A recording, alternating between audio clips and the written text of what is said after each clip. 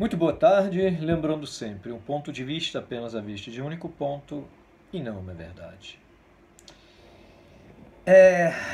Aos poucos, vamos começar a descobrir as safadezas que aconteceram. E eu não digo somente safadezas de roubos, safadezas de números, de pseudociências, de imprensa, junto nessa lama, espalhando pânico. A principal é a TV funerária. Agora, eu dei de cara com algumas coisas na CPI de Santa Catarina, que é uma coisa inacreditável. Eu separei uns trechos aqui. Primeiro é o Maia, que está depondo, que acho que é de compra, alguma coisa assim. Vocês podem buscar depois, se quiserem, tem no YouTube toda a CPI. Mas olha o que este senhor falou. Falou que havia uma previsão com relação à epidemia e que nesta previsão, em abril, nós teríamos 6.000 pessoas mortas, inclusive, nas suas palavras, que teriam pessoas mortas nas ruas e nas calçadas dos hospitais. O senhor sabe de onde veio essa previsão? Não sei. Isso foi falado para nós entre gerentes, entre diretores. Não sei a fonte de onde foi extraída. O senhor não sabe, por exemplo, dar uma dica onde é que a gente poderia buscar esse dado que fez o governo fazer tanta atrapalhada? Não sei. O ex-secretário Elton viria numa convocação nossa aqui, né? 2 dias antes eu fui conversar com ele. Ele me mostrou um parecer de uma universidade, aliás, de 3 universidades, que 2 dias depois de eu ter conversado com ele, nós teríamos em Joinville 856 pessoas mortas. E nós tínhamos uma. Teria que morrer muita gente de um dia em 48 horas.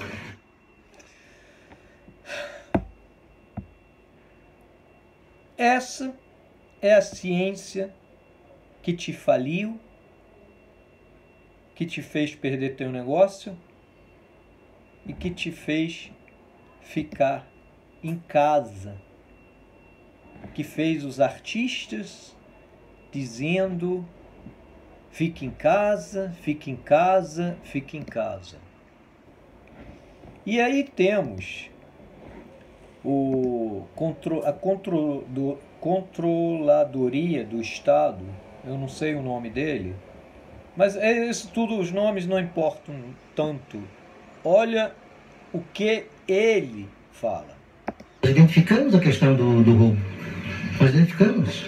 A questão da ilicitude, se verificou isso em 18 de abril. Identificou-se o que, senhor? Por favor? A ilicitude. Só para estar sendo feita isso, a ilicitude. Não, o senhor falou uma outra palavra anteriormente. Não. Eu gostaria que o senhor repetisse a palavra que o senhor acabou de falar. A ilicitude. O senhor falou roubo. Não. Quem não, falou o senhor acabou de falar roubo. A ata conseguiu pegar? Foi o... então o vídeo também vai. O nobre deputado que disse... Nobre... Se não fosse tão trágico, seria uma comédia. Depois, posteriormente, nesse vídeo, eles mostram para ele, eles pegam a gravação e mostram que ele falou roubo. Ele não queria me corrigir. Ilicitude. Ilicitude, roubo. Alguém pode me explicar qual é a diferença? Se alguém roubou dinheiro que era destinado para a saúde, é somente uma ilicitude? Eles querem mascarar e embelezar as palavras? E este mesmo senhor tem mais uma passagem que eu separei para vocês. No dia 7 de maio, o governador, numa fala com empresários, disse que ele sabia de tudo. Eu não sei lhe dizer, não fui eu que levei O com senhor não ele. conversa com o governador? Eu nem tenho o telefone dele. O senhor também não tem? Também não. O controlador geral do estado não tem um telefone do governador? O senhor sabia que ele ofereceu um... Quando há necessidade, eu faço o agendamento e eu converso com ele. Que beleza, hein? Aí tem mais uma última passagem aqui. E ninguém alertou ninguém sobre isso.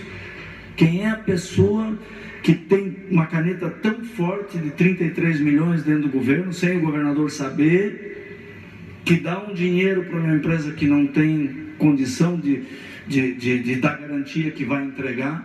Quem é que tem uma caneta tão grande? Que estrutura é essa de governo que permite um iluminado lá dentro, sem o governador saber, de mandar 33 milhões e sem saber se nós vamos receber alguma coisa em troca? O senhor podia responder isso para nós? É a autonomia da Secretaria da Saúde? É autonomia. A autonomia dele.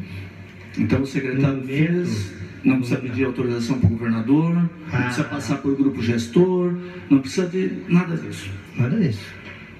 O Estado está bem, não é aquele Estado que eu participei, que as coisas eram controladas mesmo. Cara, isso é uma coisa inacreditável. Isso é apenas o primeiro estado. Dizem que no Rio de Janeiro a CPI já está começando a andar. Que o siciliano pressionado está botando também essas pessoas para serem interrogadas. Isso é apenas o primeiro estado. E só esses áudios já mostram claramente em que ciência que as pessoas confiaram. E mais, mostram mais ainda, que tipo de pessoa determinou para você ficar em casa? Que dizem até hoje, aquele calça apertado lá de São Paulo, que evitou que pessoas fossem encontrar, tantas pessoas que fossem encontrar com o Papai do Céu. São essas pessoas. Fizeram política para roubar na cara dura, achando que ainda estivéssemos o governo bunda lelê do passado. E por isso não queriam trocar a polícia, porque parecia que depois que o Moro saiu, as paradas começaram a andar. E uma ótima notícia para você, hoje revogaram esse decreto abusivo do Mandetta e Moro, que fazia com que prefeitos e governadores pudessem virar verdadeiros ditadores. E engraçado, né? Uma coisa que é interessante, que eu dei de cara com um artigo no Correio da Manhã, todas essas pessoas, nenhuma delas tem depressão ou pico de pressão para roubar. Quando são pegos, aí começam os problemas de saúde. Que diz aqui, isso é de hoje, há 43 segundos, deve ter sido atualizado. Isso é de hoje. A advogada Helena Witzel foi levada hoje, no início da manhã, para o Hospital Central do Corpo de Bombeiros Aristarco Pessoa, onde foi internado em emergência. Chegou em companhia do governador Wilson Witzel. Os primeiros relatos falavam de uma possível fratura na perna, porém fontes ligadas ao governo informaram que foi um susto provocado por um pico de pressão. A primeira-dama foi medicada, já passa bem, mas seguirá internado em observação. As mesmas fontes informaram que Helena entrou em um quadro depressivo a partir da operação da Polícia Federal e da divulgação dos pagamentos que recebia de empresas conectadas com Mário Peixoto e revelação de trabalho com o PSC. Hospitalizado e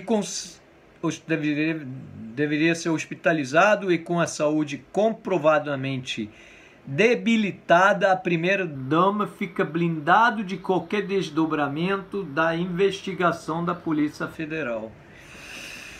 Mas aquele senhor, aquele comediante, amando do Alexandre de Moraes, foi acordado pós-operatório. A mulher grávida do Alan dos Santos acordou com a pistola na cara. E, inclusive, essa mesma Polícia Federal, ela entrou na casa do Alan dos Santos. Eles teriam que ter esperado no portão. Invadiram a casa. Então é interessante, mesmo nesses desmandos, a gente vê que o bandido, ou o possível bandido, melhor dizendo, ele tem uma série de regalias. Enquanto um jornalista, as pessoas um comediante, não tem essas mesmas regalias, não são blindadas. Interessante isso, né? Quer dizer, a mulher grávida pode tratar assim. O pós-operado pode tratar assim. Ela é blindada agora? Isso que a gente acabou de ver, ouvir, melhor, né?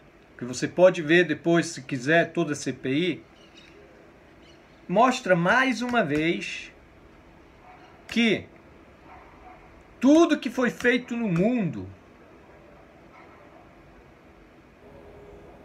foi feito baseado em ciências do disse-me-disse. E que a gente vê quando tem uma universidade pública envolvida nessas coisas, já começa a desconfiar. Quando tem Robert Koch na Alemanha, Instituto Robert Koch, Fiocruz, OMS, todos eles hoje são políticos, não são mais cientistas.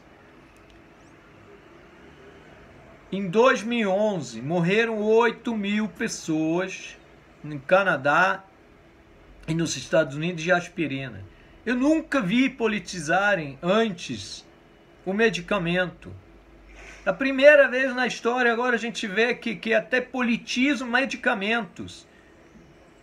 E isso que me revolta tanto. E as pessoas dão ouvido a esse tipo de pessoa que foi interrogado, que fizeram você ficar em casa para poder ter sido roubado. E Santa Catarina foi apenas o primeiro estado. Outros CPIs ainda vão se seguir. Se Deus quiser, em São Paulo, Fortaleza, Rio de Janeiro. E aí eu quero ver. E interessante, todos esses valentões que prenderam senhoras nas praças, quando estão sentados ali, parece um montinho de bosta. Todo encolhidinho. Sabe aquele menino que foi pego em flagrante fazendo merda? Aí o pai enquadra ele. Todos eles. Postura assim de covardinho, É impressionante.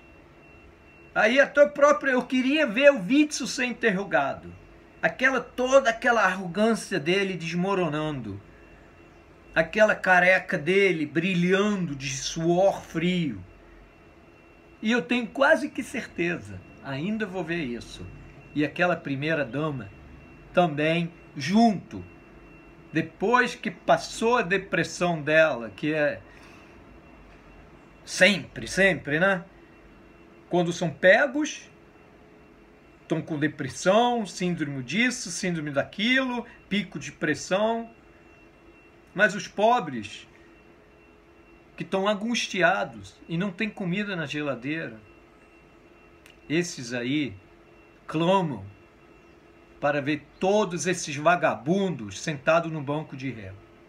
Grande abraço.